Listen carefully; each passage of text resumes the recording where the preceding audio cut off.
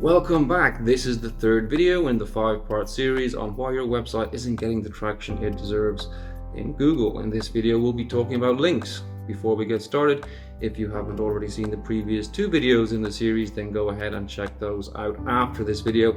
One of the videos covers off the most common issues related to Google Analytics, and the other one is the most common issues related to keyword targeting, which will negatively affect your SEO as well as what you can do about them. So go ahead and check out those videos next. Okay, so in this video, we'll be talking about common issues and considerations that you'll need to have when it comes to link building. And this is all based on my 10 years of experience in the SEO industry. My name is Phil McCormick.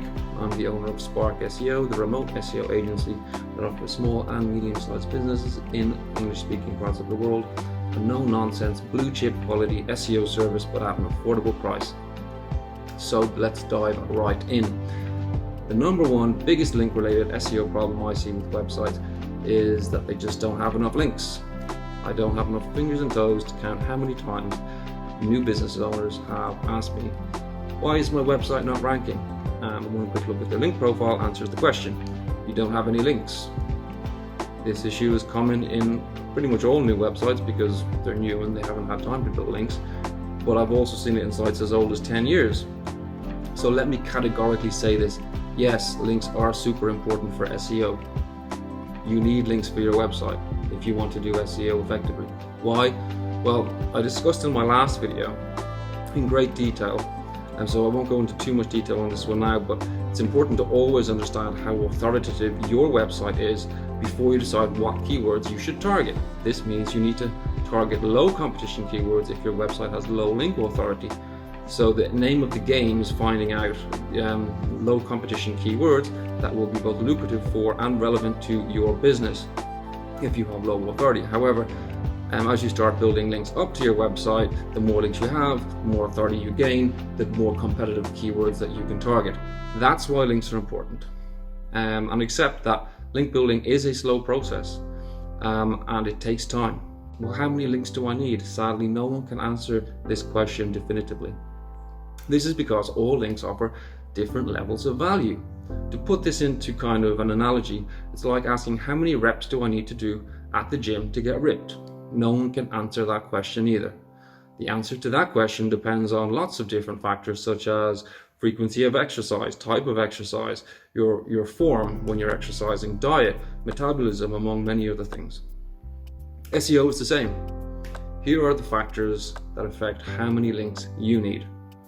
So topical relevance of the content around the link. For example, if you're selling blue widgets and you have links from other websites that are talking about blue widgets, those are very relevant. But if you have links from websites that are talking about zebras and you sell blue widgets, they're not considered relevant. Relevancy is very important when it comes to links. Then there's the nature of the link. Is it a paid link, a promotional link? Is it a user-generated link? Or is it a completely natural link? If it's a paid link, then Google will try to automatically nullify all SEO value that link could pass. There's also the authority of the web page that links to your website.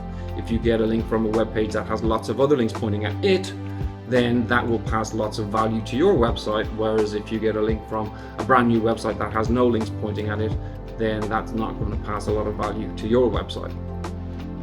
The anchor text in the link. If the anchor text in the link is keywords related to what you're selling or what you want that target page to rank for, then that's great. If it's something completely different, then it's fine and it passes less value, but then you also need to be aware that too much of the anchor text will cause problems for you, because if your anchor text is the exact keyword that you're targeting all the time from your links, then that doesn't look natural, which actually then causes more problems for you. So it's there's a kind of delicate balance to be held there. Then there's the page on your website where the link points to.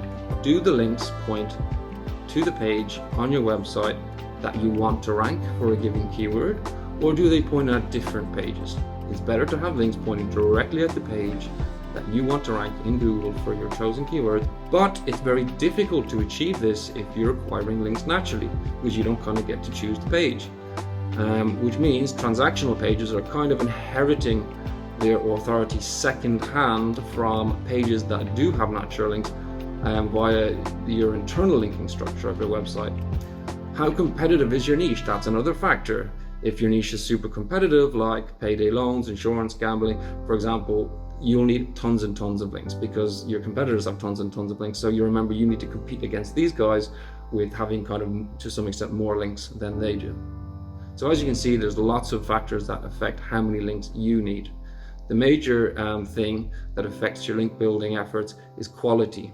If links are being considered as spammy links or sort of link building links by Google, they will be completely ignored by Google and will pass little to no value to your website.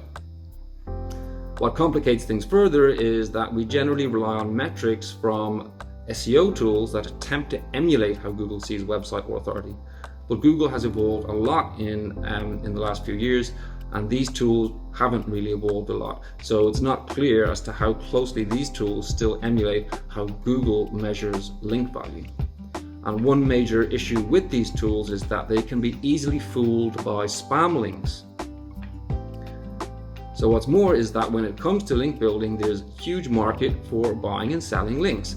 And most people who buy links make their decision about buying a link based on metrics from these third-party SEO tools like Moz and Ahrefs, domain authority and domain rating, which are the metrics these tools have come up with to measure the value of links. This means the vast majority of links for sale are being sold on sites that have heavily spammed themselves to increase the authority of their sites in these particular tools, whereas actually Google is not fooled in any way by this sort of spammy link building. And though you inflate your domain authority in these tools, you're not actually inflating it in Google. And remember, Google is the one who we need to rank us. So if you've tricked the tool that you've got an authoritative site and you haven't tricked Google, then your site isn't actually really authoritative in Google's eyes.